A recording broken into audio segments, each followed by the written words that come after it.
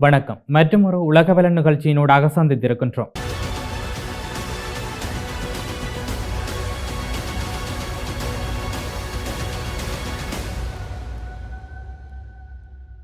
சண்டையை முடிவுக்கு கொண்டுவர முன்மொழியப்பட்ட ஒப்பந்தத்தில் மாற்றங்களை கோரியுள்ள நிலையில் அமெரிக்காவும் ஈரானும் மீண்டும் துப்பாக்கிச் சண்டையில் ஈடுபட்டுள்ளன. பிராந்தியத்தில் தற்போதுள்ள போர் நிறுத்தத்தை நீட்டிப்பதற்கும் ஹோர்முஸ் ஜலசந்தியை மீண்டும் திறப்பதற்கும் முன்மொழியப்பட்ட ஒப்பந்தத்தில் செய்யப்பட்ட மாற்றங்களை அதிபர் டொனால்ட் ட்ரம்ப் திருப்பி அனுப்பிய நிலையில் அமெரிக்கா கடந்த வார இறுதியில் ஈரானில் தற்காப்பு தாக்குதல்களை நடத்தியுள்ளது. சர்வதேச கடல் பகுதியில் இயங்கிக் கொண்டிருந்த அமெரிக்காவின் MQ-1 ஆளில்லா விமானத்தை சுட்டு வீழ்த்தியது உள்ளிட்ட ஈரானின் ஆக்கிரமிப்பு நடவடிக்கைகளுக்கு பதிலடியாகவே இந்த தாக்குதல்கள் நடத்தப்பட்டன என்று அமெரிக்க மத்திய கட்டளை பிரிவு ஞாயிற்றுக்கிழமை இரவு தெரிவித்திருக்கின்றது. பிராந்திய கடல் பகுதியில் பயணிக்கும் கப்பல்களுக்கு தெளிவான அச்சுறுத்தலாக இருந்த ஈரானிய வான் பாதுகாப்பு அமைப்புகள் ஒரு தரைக்கட்டுப்பாட்டு நிலையம் மற்றும் 2 ஒருவழி தாக்குதல் ஆளில்லா விமானங்களை அமெரிக்க போர் விமானங்கள் உடனடியாக அளித்தன என்று மத்திய கட்டளை பிரிவு கூறியது. இதற்கிடையில் ஈரானின் சிரிக் தீவில் உள்ள தொலைத்தொடர்பு கோபுரம் மீது தாக்குதல் நடத்த பயன்படுத்தப்பட்டதாக கூறப்படும் அமெரிக்க விமான தளம் மீது தாக்குதல் நடத்தியதாக ஈரானின் இஸ்லாமிய புரட்சிகர பாதுகாப்பு படை கூறியதாக பல ஈரானிய அரசு செய்தி நிறுவனங்கள் வெளியிட்ட அறிக்கையில் தெரிவிக்கப்பட்டுள்ளது. எந்த விமான தளத்தை தாக்கியதாக கூறப்படுகிறது என்பதை அந்த அறிக்கை குறிப்பிடவில்லை. ஆனால் ஆளில்லா விமானம் மற்றும் ஏவுகணை தாக்குதல்களை முறியடித்ததாக குவைத் அறிவித்த பின்னரே இந்த அறிவிப்பு வெளியாகி இருக்கின்றது. ஏப்ரல் மாத தொடக்கத்தில் நிலையற்ற போர் நிறுத்தம் அமலுக்கு வந்ததிலிருந்து ஈரானும் அமெரிக்காவும் பல முறை துப்பாக்கி சண்டையில் ஈடுபட்டுள்ளன. கடந்த வாரம் ஈரானிய ஏவுகணைகள் மற்றும் ஆளில்லா விமானங்களின் தாக்குதல்களுக்கு உள்ளானதாக குவைத்தும் தெரிவித்திருந்தது. இந்த மோதல்கள் இப்பகுதியை உலுக்கியுள்ளன. ஆனால் இதுவரை போர் நிறுத்தம் முறிவதற்கு வழிவகுக்கவில்லை. தொடர்ந்து நடைபெற்று வரும் பேச்சுவார்த்தைகளின் மையத்தில் அமெரிக்காவிற்கும் ஈரானுக்கும் இடையே ஒரு புரிந்துணர்வு ஒப்பந்தம் உள்ளது. இது பகைமைகளை முடிவுக்கு கொண்டு வந்து தீர்க்கப்படாத முக்கிய பிரச்சினைகள் குறித்த மேலதிக பேச்சுவார்த்தைகளுக்கு அடித்தளமிடும். வெள்ளிக்கிழமை ஆலோசகர்களுடனான சந்திப்பிற்கு பிறகு ட்ரம்ப் முன்மொழிந்த சமீபத்திய மாற்றங்கள் இந்த இழுபறி பேச்சுவார்த்தைகளை மேலும் ஒரு வாரத்திற்கு நீட்டித்துள்ளன. மத்திய கட்டளை மையம் சமீபத்திய தாக்குதல்களை உறுதிப்படுத்திய பின்னர் ஈரான் உண்மையிலேயே ஒரு ஒப்பந்தம் செய்ய விரும்புகிறது. அது அமெரிக்காவிற்கும் நம்முடன் இருப்பவர்களுக்கும் ஒரு நல்ல ஒப்பந்தமாக இருக்கும் என்று ட்ரம்ப் ட்ரூத் சோஷியல் தளத்தில் ஒரு பதிவில் எழுதியிருந்தார். ட்ரம்ப் கோரிய சரியான மாற்றங்கள் உடனடியாக தெளிவாக தெரியவில்லை. ஆனால் ஈரானில் அணுசக்தி உறுதிமொழிகள் மற்றும் ஹோர்முஸ் ஜலசந்தியை மீண்டும் திறப்பதற்கான அதன் வாக்குறுதி ஆகியவற்றை சுற்றி கடுமையான வார்த்தைகளை பயன்படுத்த வேண்டும் என்று அதிபர் வலியுறுத்தியதாக அதிகாரிகள் தெரிவித்திருந்தனர்.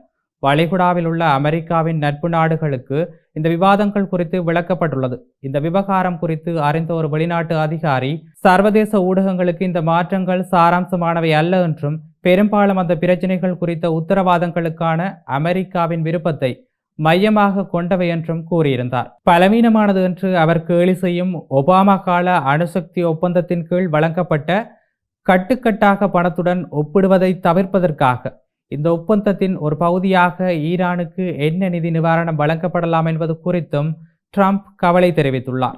ஈரானில் சமீபத்திய தாக்குதல்கள் அறிவிக்கப்படுவதற்கு முன்பு ஒரு ஒப்பந்தம் நெருங்கிவிட்டதால் மேலும் இராணுவ தாக்குதல்கள் சாத்தியமில்லை என்றும் பிராந்திய நட்பு நாடுகள் போர் நடவடிக்கைகள் மீண்டும் தொடங்குவதை விரும்பவில்லை என்றும் ஒரு அமெரிக்க அதிகாரி அந்த ஊடகத்திடம் கூறியிருந்தார்.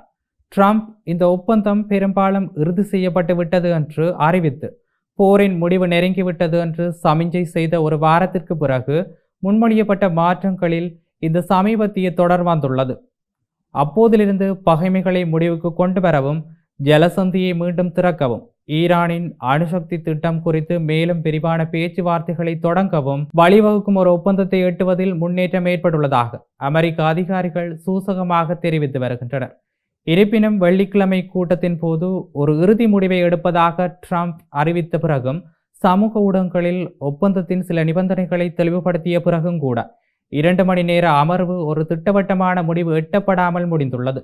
அமெரிக்கா ஈரானின் அதிக செறிவூட்டப்பட்ட யுரேனியம் கையிருப்பை கைப்பற்றி அளிக்கும் என்று ட்ரம்ப் தனது செய்தியில் கூறிய போதிலும் தற்போதைய பேச்சுவார்த்தைகளின் கீழ் தனது அணுசக்தி திட்டத்தின் விவரங்களை பற்றி விவாதிக்கப் போவதில்லை என்று ஈரான் தொடர்ந்து கூறி வருகிறது. ஒப்பந்தத்தின் ஒரு பகுதியாக பணப்பரிமாற்றம் செய்வது குறித்து எந்த விவாதமும் நடைபெறவில்லை என்றும் ட்ரம்ப் கூறியிருந்தார். இது எந்த ஒரு ஒப்பந்தத்திலும் சேர்க்கப்பட வேண்டிய ஒரு நிபந்தனை என்று ஈரான் கூறுகிறது. ஒப்பந்தத்தின் மொழிநடை குறித்த பேரம் தொடர்ந்து கொண்டிருந்த நிலையில் அந்த முரண்பாடுகள் எவ்வாறு தீர்க்கப்படும் என்பது தெளிவாக தெரியவில்லை. இதேவேளை எதிரி மீது நம்பிக்கை இல்லை என்கிறது ஈரான். தெஹ்ரானின் உரிமைகள் பாதுகாக்கப்படும் வரை அமெரிக்காவுடன் எந்த ஒப்பந்தமும் அங்கீகரிக்கப்படாது என்று ஈரான் நாடாளுமன்ற சபாநாயகர் முகமது ஃபாகர் கலீஃபாஃப் ஞாயிற்றுக்கிழமை கூறியதாக அரை அரசு செய்தி நிறுவனம் தெரிவித்திருக்கின்றது. ராஜதந்திர போர்க்களத்தின் வீரர்களுக்கு எதிரியின் வார்த்தைகள் மற்றும் வாக்குறுதிகள் மீது நம்பிக்கை இல்லை. எங்களுக்கு முக்கியமானது நாங்கள் பெற வேண்டிய உறுதியான சாதனைகளே. அதற்கு ஈடாக எங்கள் கடமைகளை நாங்கள் நிறைவேற்றுவோம் என்று கலீஃபாஃப் கூறியதாக அந்த செய்தி நிறுவனம் மேற்கோள் காட்டியுள்ளது. குவைத்தில் உள்ள அலி எல் சலேம் விமானப்படை தளத்திற்கு அருகே கடந்த வாரம் ஈரானிய பாலிஸ்டிக் ஏவுகணை ஒன்று இடைமறிக்கப்பட்டதாகவும் அதன் சிதறல்கள் விழுந்ததில் தளப்பணியாளர்களுக்கு சிறு காயங்கள் ஏற்பட்டதாகவும் வெளிநாட்டு ஊடகம் ஒன்று அறிந்துள்ளது என இது குறித்த ஒரு வட்டாரம் தெரிவித்துள்ளது. டெலாவேர் செனட்டர் கிறிஸ் கூன்ஸ் ஞாயிற்றுக்கிழமை காலை கூறுகையில், கடந்த வாரம் ட்ரம்ப் கோடிட்டு காட்டிய ஒப்பந்த நிபந்தனைகள் காகிதத்தில் ஏற்றுக்கொள்ளத்தக்கதாக தோன்றினாலும் நடைமுறையில், குறிப்பாக ஹோர்மோஸ் ஜலசந்தியை பொறுத்தவரை அது சாத்தியமாகுமா என்பதில் சந்தேகம் இருப்பதாக தெரிவித்திருக்கின்றார். ஈரானில் உள்ள பெரிய தொழிற்சாலைகள் மீது குண்டு வீசுவதற்கு நமது தொழில்நுட்ப மேன்மையை நாம் பயன்படுத்த முடியும் என்றாலும் ஹோர்மோஸ் ஜலசந்தியை மூடுவதற்கு அவர்கள் தங்கள் கண்ணிவடிகளை பயன்படுத்துவதையும் நம்மையும் நமது கூட்டாளிகளையும் தாக்குவதற்கு அவர்களின் ஆளில்லா விமானங்களை பயன்படுத்துவதையும்